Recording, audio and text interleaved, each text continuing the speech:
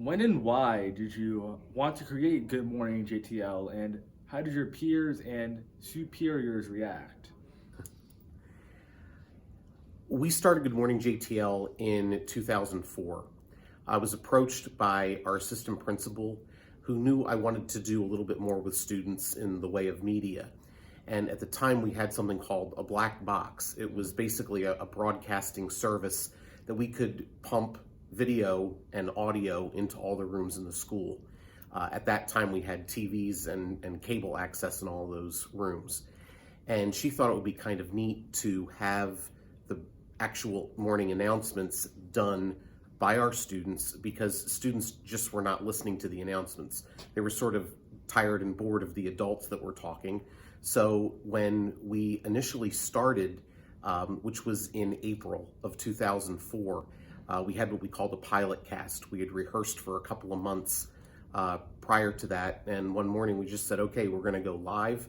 Everybody in the school turned on their TVs, and the response from students and faculty was great. We had a really good group of students. They did a professional job with the broadcast.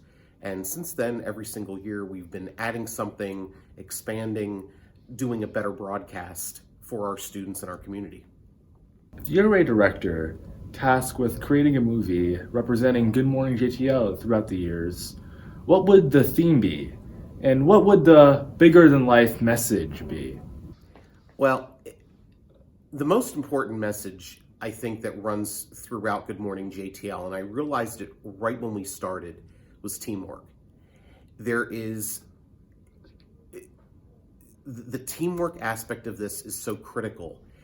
We work usually in groups of 4 broadcast teams, and there are 5 members on a team, usually.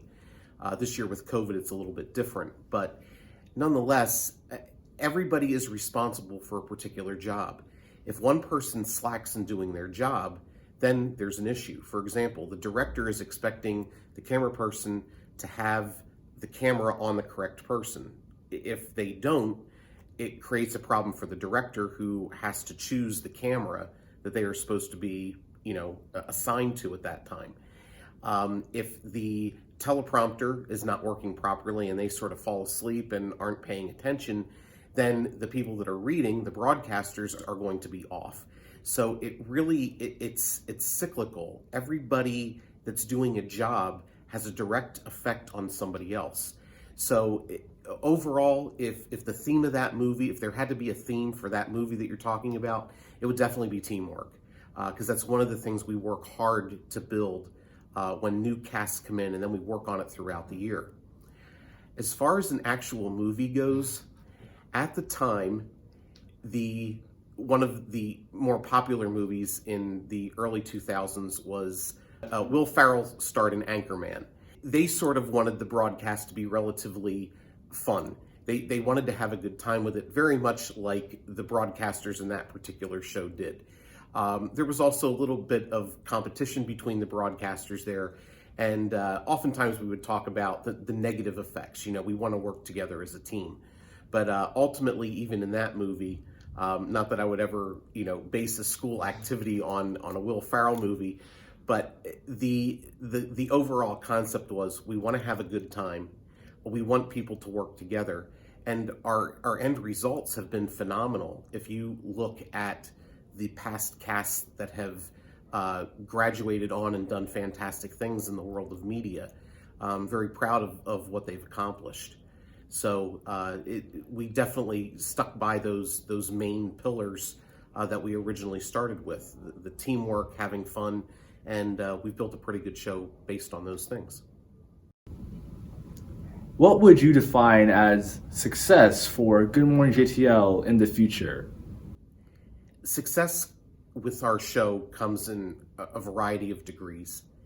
I look at it from a personal standpoint first.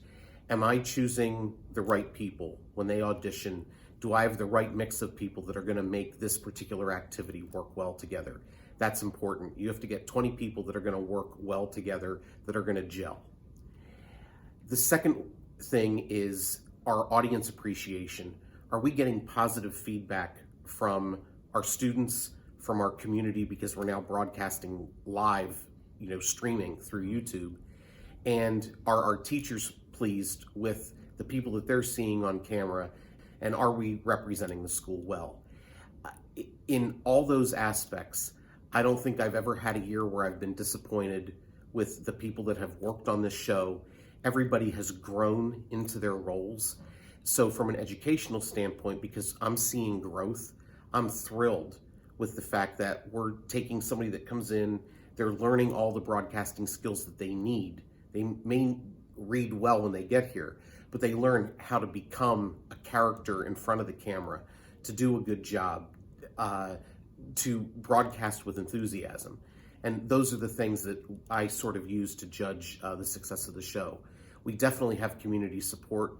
We have over 500 people signed up for our YouTube channel already. More continue to sign up daily.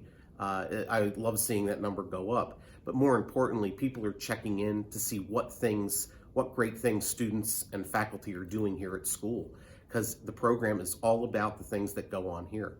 So 10 minutes a day, we must have something going on here that's worth reporting. And that's what's really important.